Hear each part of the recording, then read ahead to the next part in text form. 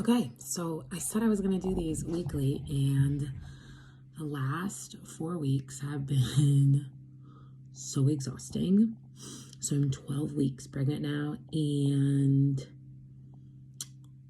I feel like I'm just coming out on the other side, feeling a lot better. Energy level is a lot better. Changed my prenatal, or maybe it's just like I'm more consistent with it now. And life is just better. I'm not in physical pain like I was before. I think it's doing the exercises. I'm doing Body Ready Method.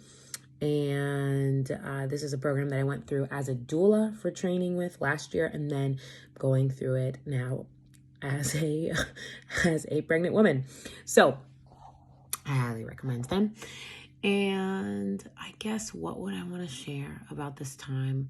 Well, I think I want to share that there's always light at the end of the tunnel. Not every pregnancy is the same, and some can be harder than others. I think especially when you have already other young children, it can be harder. And so we have to give ourselves grace, and we have to pray a lot. I have just found that that's the number one thing, is my responsibilities aren't easing up. It's not like things are just falling off my plate. If anything, things are falling more into my plate. What's really happening, what's the real change, is that I'm trusting God more with it, to the point that I'm not so stressed. Even though there's a lot to be stressed about, there's a lot I could worry about, I'm just choosing not to. I'm just choosing to take it one day at a time, one thing at a time, and work my way through that way. And so I just want to encourage you that I'm not sure where you are, but I'm holding on to this concept, and I guess I'm still trying to play around with it, and still trying to understand it more, even in context. The Bible says, I actually think it's either in Nehemiah. I think it's in Nehemiah. It says, the joy of the Lord is your strength. And this is after, these are people that were in exile, that have just come back to rebuild Jerusalem. And even that's been going really slow and not so well. And now they just had the law read to them, and they're repentant of all the ways in which they realize man, I fall short. Man, I haven't kept up with this. I haven't done that. Them just recognizing their sin nature and just how human they are. And then in the midst of that, the priest says, don't be sorrowful. The joy of the Lord is your strength. And so I've been meditating on what that means. If you look at the word joy in the Hebrew, the word is simcha. And the word simcha, when you look at the pictograph, the Hebrew language, if you didn't know, is a derivative, is a pic. It was originally all the letters were pictures, and the pictures together would essentially determine the definition of the word. So the original letters of the word simcha, actually have to do with a symbol about chaos or water, and finding peace in that. So joy in and of itself is actually coming to understand or find peace in the midst of chaos when you look at the pictograph. And so when you look at the original, go all the way back, look at the history of the word.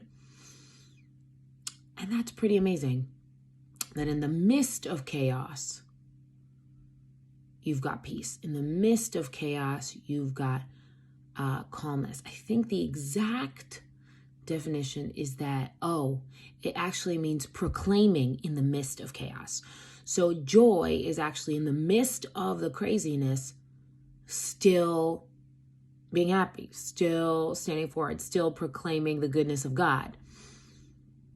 That's pretty amazing.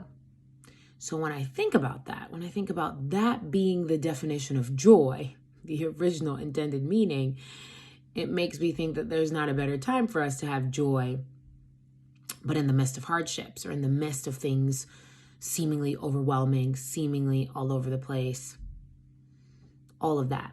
And so I'm meditating a lot on that. Joy. Joy. Because joy is not the same as happiness.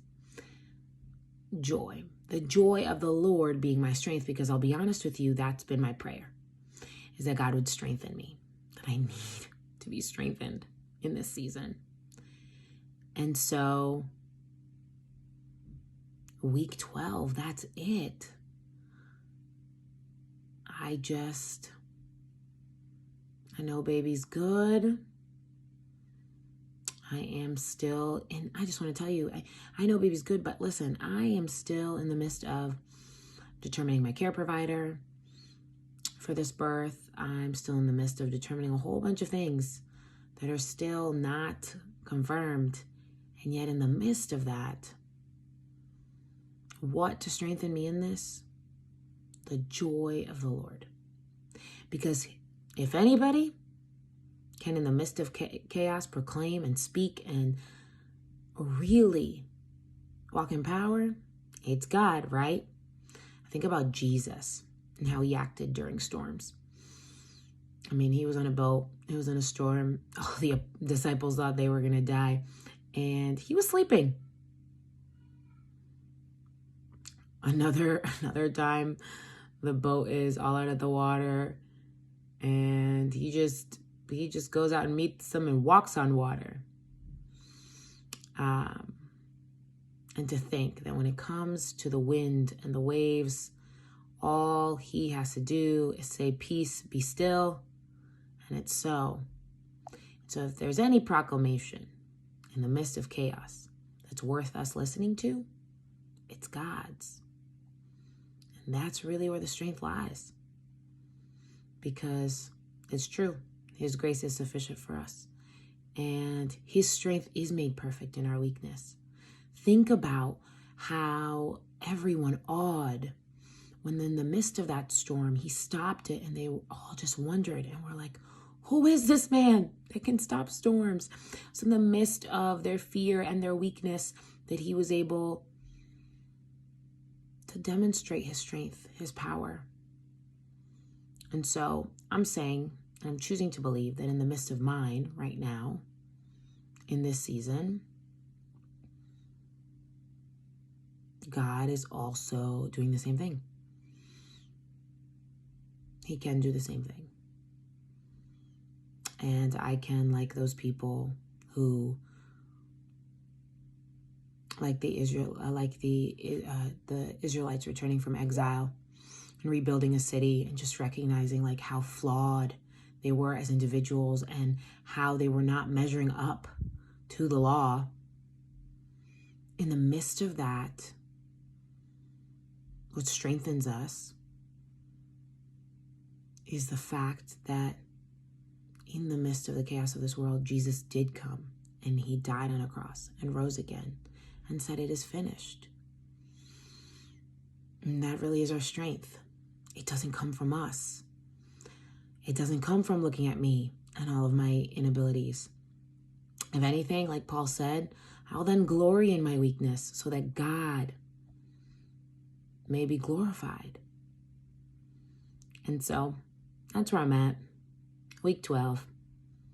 I know, a little bit long-winded and circular, but for those of you that get it, I hope it was edifying. All right. God bless you guys. Until next week. Hey mama, so thanks for sticking around to watch this vlog of what pregnancy has been like with baby number 4 for this season, for this time, while I'm sharing about this awesome birth story. I am offering my online childbirth education course for as little as $1 to give you access through the end of the year to get yourself educated on birth and pregnancy and postpartum so that you are prepared to have a supernatural, positive birth experience with Jesus. And so I hope that you'll take advantage of that. The link is down below. Thanks so much for sticking around to watch this video till the end, and we'll see you in the next one.